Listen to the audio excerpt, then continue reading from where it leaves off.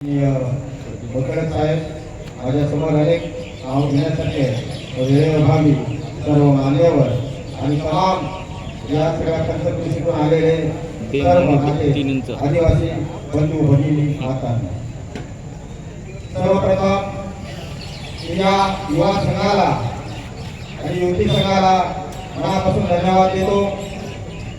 जव्हारचा 9 August असला की तयारी ही 1-2 महिन्यापासून असते आणि स्पर्धा लागते. आता तर अशी परिस्थिती निर्माण झाली की अध्यक्ष कोण एवढे तयार सगळे युवक तयार झाले आणि त्याच्यातून संघर्षातून ही आपली युवा कमिटी तयार होते. चांगलं आहे की जेणेकरून या एका मंचामुळे आदिवासी तरुणांना तरुणीला एक व्यासपीठ मिळतं आणि त्याच्यातून नेतृत्व गुण पुढे येऊन ते त्याच्यातून पुढे जातात. मित्रांनो, अतिशय पराकष्ट केलेली गेले अनेक दिवस मी बघतो, रात्रीला दिवस गेला अशी परिस्थिती होते की यंदा थोडे आम्ही चिंतेत होतो की होतो की नाही. कुठलाही कार्यक्रम म्हटला की मोहम्मदशिवाय होत नाही, परंतु इथे युवक हे जिद्दी आहे, कष्टाळू आहे, मेहनती आहे, त्यांनी ठरवलं आणि ते हार करून दाखवलं. अतिशय घडतर याच्यातून हा सगळा अतिशय चांगला कार्यक्रम झाला. कुठेही गालबोट लागलं नाही, कुठे अडचणी आल्या नाही. आपल्या जव्हार तालुका तशी टप्पी आहे. इतर तालुक्यातून, इतर जिल्ह्यातून, इतर राज्यातून लोक येतात, परंतु त्याला सुद्धा डोळ्याने दिवसभर बघत होतो. साधे स्वयंसेवक त्यांना सुद्धा या आपल्या कार्यक्रमामध्ये कुठल्याही प्रकारची अडचणी येणार नाही अशा पद्धतीनं एक हा कार्यक्रम आपला आहे आणि या भावनेतून ते काम करत होते. या सगळ्यांना माझा सलाम.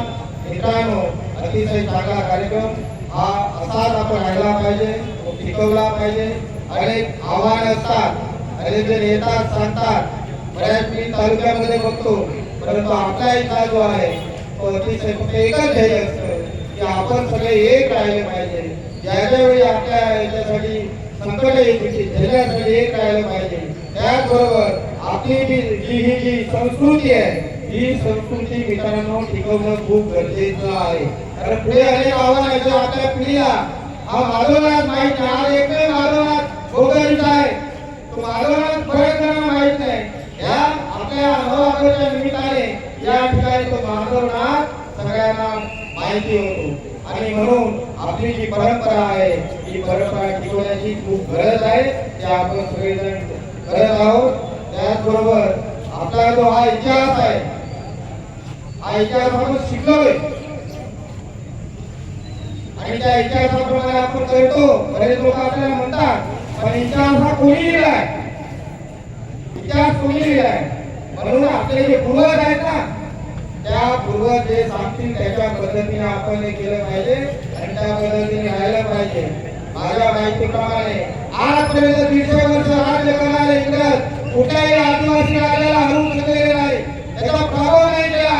अनेक प्रयत्न केले, परंतु मग रणनीती आखून एक आदिवासी राजाला तुरुंगात पकडून आणि त्या ठिकाणी मारलं, त्याला फाशी दिली, अन्याय केला. परंतु आजपर्यंतचा इतिहास आहे की आजपर्यंत आदिवासी राजाला इंग्रज घालू शकले आणि त्याच इंग्रजांनी हा इतिहास लिहिला आहे. म्हणून आपण सगळ्यांनी सावध राहिलं पाहिजे.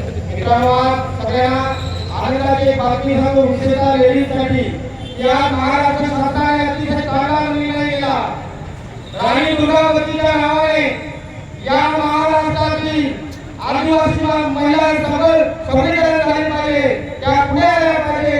म्हणून 50 लाखापर्यंत अनुदान, 50 लाखापर्यंत कर्ज या आपल्या आपल्या युवती आणि या महिला बरोबर पुढे येणार आहेत. धन्यवाद देऊ मी माझ्या वाणीला विराम देतो. जय हिंद, जय आदिवासी. धन्यवाद साहेब. नक्कीच मंचावरती